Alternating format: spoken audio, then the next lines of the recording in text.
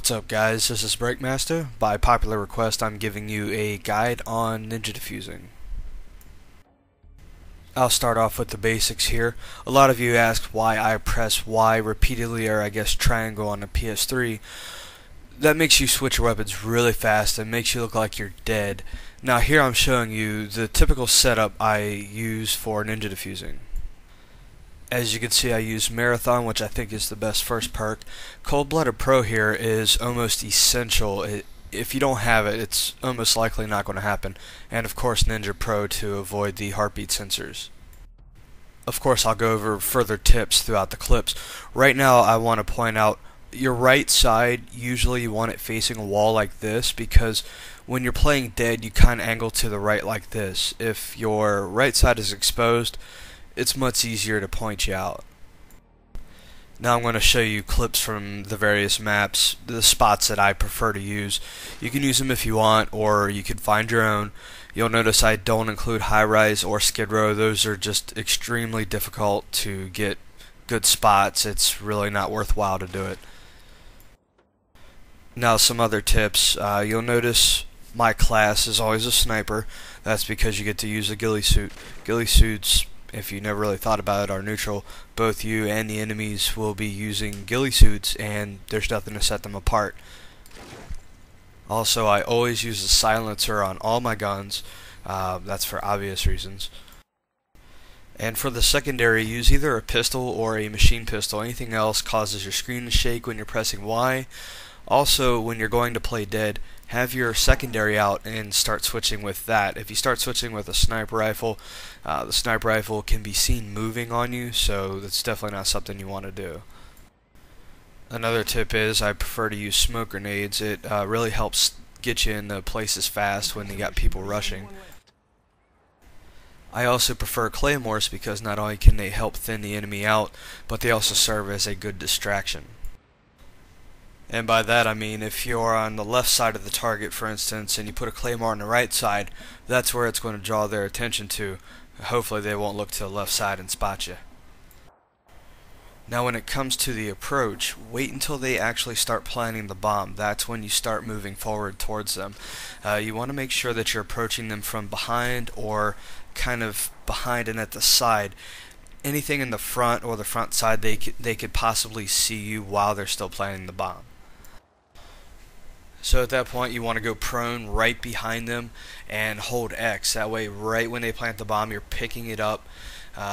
You really, until you get into it, don't want to move while you're defusing because that will draw attention your way. But once you get the hang of it, you can start doing 360s like I did in my not so subtle Ninja Defuse montage and other things. Well, that's all the tips I really have for now. Afterwards I'll show you a full-fledged clip of a typical Ninja Defuse and you can see how they normally go if you're unfamiliar.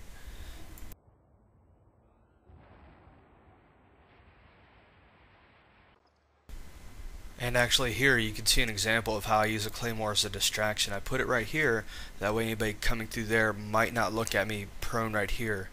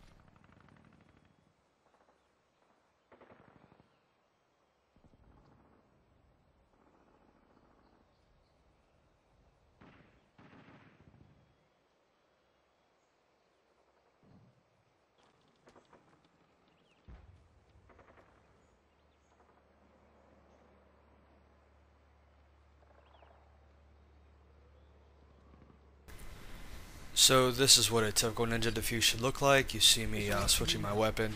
I approach him when he goes to plant, and I cut wide to be out of his field of view, get right up on him, and hold X to defuse. Dude, always fucking check after you plant. Always. Yeah, always.